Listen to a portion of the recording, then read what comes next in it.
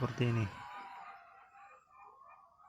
Usahakan. Assalamualaikum warahmatullahi wabarakatuh. Salam sehat dan sukses untuk kita semua para petani porang Indonesia.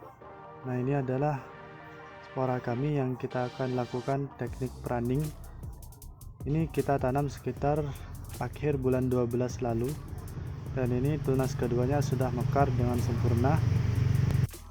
Kita di sini akan melakukan atau memberikan bagaimana cara teknik pruning yang benar pada tanaman spora porang ya tentunya. Nah, di sini kami akan mempraktikkan bagaimana cara yang tepat serta tempat pruning yang paling tepat dan efeknya bisa mempercepat perkembangan pertumbuhan si tumbuhan porang itu tadi, sehingga tunas kedua ini cepat besar dan penyusulan tunas berikutnya bisa lebih cepat dan lebih maksimal. Nah, sebelum itu kita siapkan dulu alatnya ya. Di sini ada gunting. Ada gunting ya. Untuk alat-alatnya terserah. Yang penting tunas ini bisa kepotong. Kalian juga bisa menggunakan gunting atau pisau, atau juga bisa dengan langsung menggunakan tangan seperti ini dengan cara memetik. Nah, sedangkan saya di sini menggunakan gunting karena apa? Karena lebih simple dan lebih mudah ya. Dan bagaimana caranya? Tentu yang pertama itu jelas harus di tunas pertama, di tunas utama yang pertama muncul ya, yang di sini. Sebelum itu di sini saya akan membagikan cara penanaman saya kemarin ya. Ini saya tanam langsung di lahan dan saya menggunakan jarak sekitar 12 cm ya. Ini sudah cukup ideal sekali jika tujuannya ke depan hanya satu musim dan hanya untuk menghasilkan bibit umbi mini. Kalau jika kalian ingin menanam dalam waktu 2 musim, tentu jarak ini sangat terlalu rapat, karena spora dalam satu musim itu bisa menghasilkan minimal 2 on sampai 1 on ya, atau juga ada di tempat petani kami yang bisa sampai tembus 3 on, tergantung dari cara perawatan dan kualitas bibit porang itu sendiri. Nah, kalau di sini saya menggunakan jarak 12 cm sekitaran itu ya, karena ini di musim kedua nanti saya akan membongkar dan akan melakukan perluasan lahan agar perkembangan umbi di musim kedua bisa lebih maksimal, dan biasanya bisa tembus sampai 2 kilo. Nah, jadi sangat menguntungkan sekali, tergantung dari ketersediaan lahan kita. Kalau tanam rapat gini, ini ada banyak keuntungannya. Yang pertama, bibit bisa lebih banyak, dan kalaupun jika kita melakukan perluasan lahan, nanti kita juga bisa menjual bibit dan menyediakan stok bibit yang kita tanam lagi di musim depan. Jadi ada 2 keuntungan. Kalau kita langsung tanam dengan jarak 2 musim, tentunya hanya sedikit, hanya setengahnya bibit yang kita bisa hasilkan, dan itu pun kita harus menunggu selama 2 musim jika ingin memanen umbi produksi. Kalaupun panen umbi bibit, tentunya hasilnya juga lebih sedikit karena pengaruh jarak itu sendiri. Nah, sekarang kita akan langsung ke tahap-tahapnya ya, ke cara-caranya. Yang pertama caranya itu kita potong tunas utama ini ya.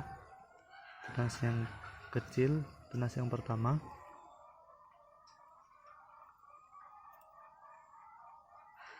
Nah, seperti ini.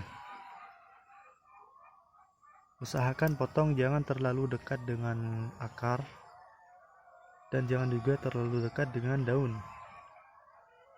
karena ini akan mempengaruhi juga dalam pertumbuhannya.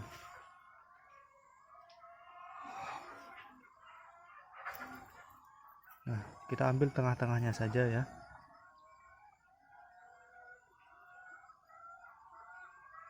Di sini kelihatan ya.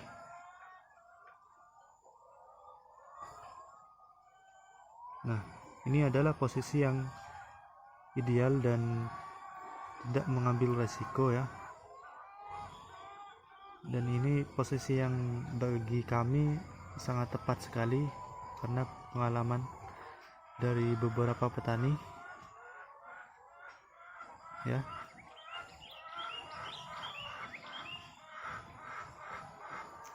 Nah, seperti ini.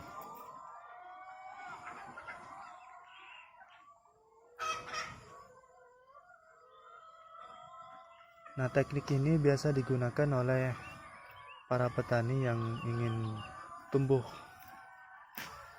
kembang porangnya itu menjadi lebih cepat, dan ini sih saya sangat sarankan buat para petani pemula maupun yang sudah lama di perporangan ya.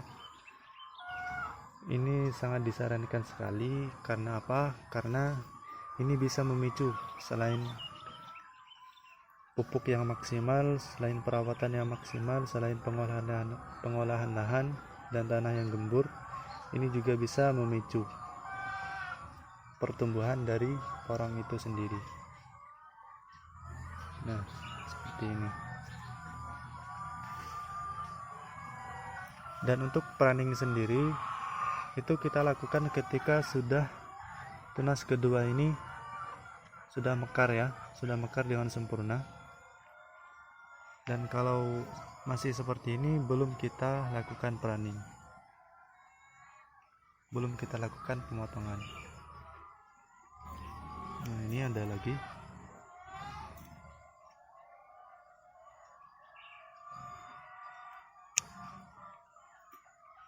Nah, mungkin ada sebagian dari petani-petani, khususnya petani pemula, yang bertanya-tanya kenapa harus dipotong. Nah, yang pertama jelas tadi di awal ya, tujuannya seperti itu. Dan kenapa harus dipotong? Karena di tunas yang utama ini, khususnya untuk spora, ini tidak menghasilkan katak ya, tidak menghasilkan katak. Kalaupun ada, itu sangat kecil sekali, dan ketika masa panen itu dorman, kataknya ini sudah hilang, tidak kelihatan.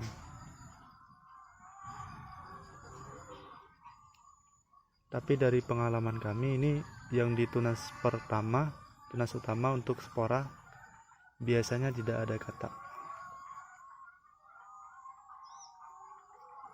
Mungkin ada pengalaman dari petani-petani lain yang menemukan katak di tunas pertama ini, bisa sharing di komentar dan apa pengaruhnya dan bagaimana cara mengeluarkan katak itu sendiri, atau dari cara perawatan kah, atau dari bibit kah ya. Kita bisa sharing sehingga memperluas wawasan kita, menambah ilmu kita ya, dan tentunya itu sangat bermanfaat bagi perkembangan dan kreativitas kita dalam bertani. Kita akan potong lagi.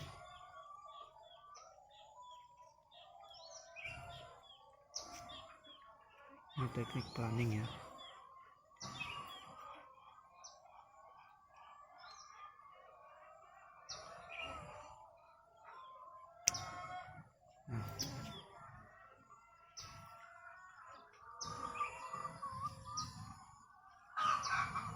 Dan pruning ini bisa berlaku juga di bibit katak ya. bibit katak yang kecil, yang super mini, itu bisa kita lakukan teknik pruning ini.